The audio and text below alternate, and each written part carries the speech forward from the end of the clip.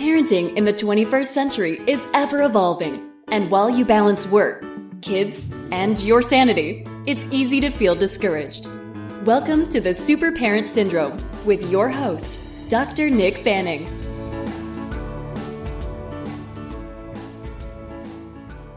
So parents, here the thing is I had a client show up to my office, and about 10 days ago, she had actually got in a rollover accident with her off-road vehicle. In this case, she knew that she had to come see me, but instead waited 10 days. And unfortunately, she couldn't work because her shoulder was so bad, because her neck and shoulder were so bad that she could not move them, and therefore she could not work. Now, here's the thing. It was the fear of coming to see me that really kept her from coming to see me. It was both one fear of how much it was going to cost and how long it was going to take to fix, and the bad news of whether or not she could work or not. So here it is. It was actually just the fear. There was no actual data or facts that she was working with. And unfortunately, here the thing is that one, she knew it was going to be bad. And two, she knew it was going to take time and money to fix it anyway.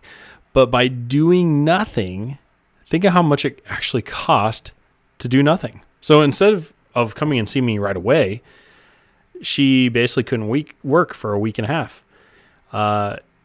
It cost even more than that, because if you think about because she wasn't feeling well and she was in pain and not sleeping well, that she's probably a big grump to her family. And then furthermore, she had to go through that discomfort and that pain for herself. And honestly, think about the quality of life with that. So here's the thing.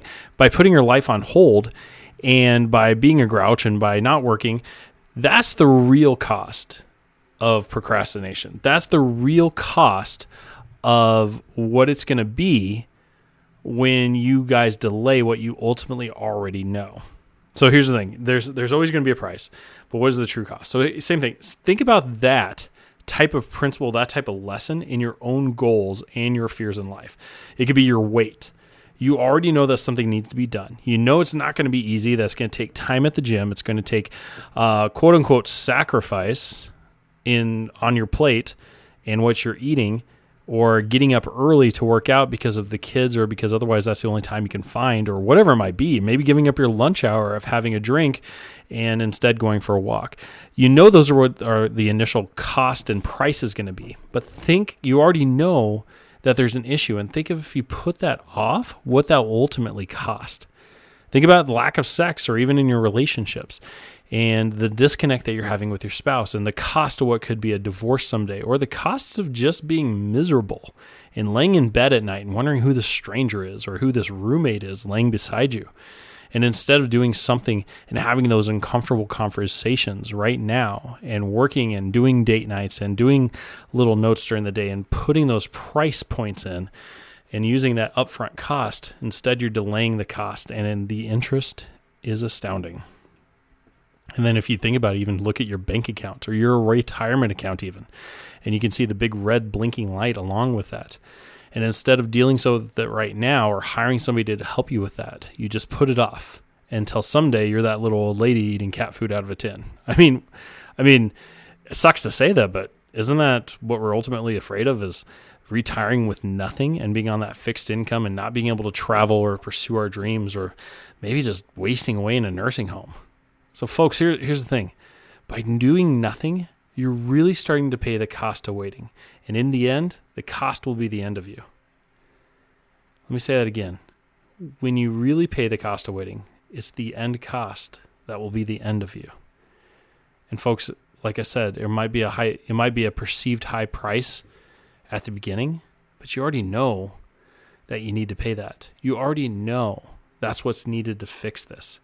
What's going to move you from point A to point B, and that action you take is you just being honest with yourself and finally taking that first 2 steps of going. In fact, I have people just like obsess over the details of going and work out, and I'm like, you know what, honestly, just go to the gym and just sit there or just walk around, just goof off, but invest the time, invest the energy, invest that momentous first step of going back into the gym or going back to working out. We can worry about those details as you move along, as you kind of get back into the swing of things. Then we can really start being precise in our movements. You know, there's no easy way out. There's no pill to it. It's just general action. And you need to do that in every area of your life, both your personal life, your financial life, your relationships, and your spiritual life. Do the work that you're avoiding And instead of paying the price later on, which will be more than you can ever calculate, do it now and get it over with. And you'll find that it was far easier and cheaper than waiting till the end. So folks, stop avoiding the problems and hit it head on. And if you need to have a conversation about those costs that you're avoiding because you're afraid of that initial price, let's chat. You know how to reach me. Private message me on any group, or hey, head over to peptalksforparents.com and sign up for a newsletter. Until next time, folks, thanks for listening. This is Dr. Nick Fanning signing off. Thanks for listening to another episode of The Super Parent Syndrome. Please be sure to visit peptalksforparents.com for more content and our free newsletter. And remember, you are not alone.